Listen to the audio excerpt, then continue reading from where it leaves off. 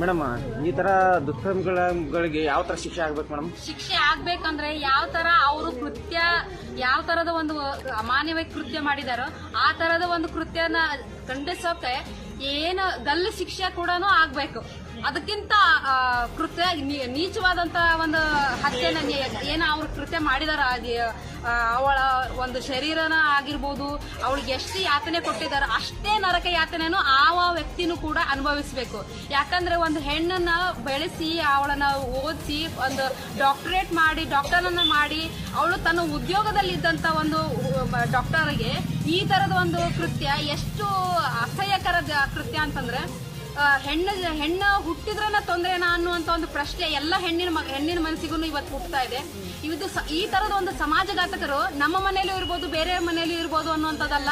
ಈ ತರದ ಒಂದು ಸಮಾಜಘಾತಕರನ್ನ ನಾವು ನಿಜವಾಗಲೂ ಖಂಡಿಸ್ತೀವಿ, ಧಿಕ್ಕರಿಸ್ತೀವಿ. ಯಾಕಂತಂದ್ರೆ ನಮ್ಮ ಮನೆಯಲ್ಲೂ ಗಂಡಸರಿದ್ದಾರೆ, ಆದ್ರೆ ಎಲ್ಲ ಗಂಡಸರು ಇದೇ ತರ ಮಾಡ್ತಾರಂತಲ್ಲ.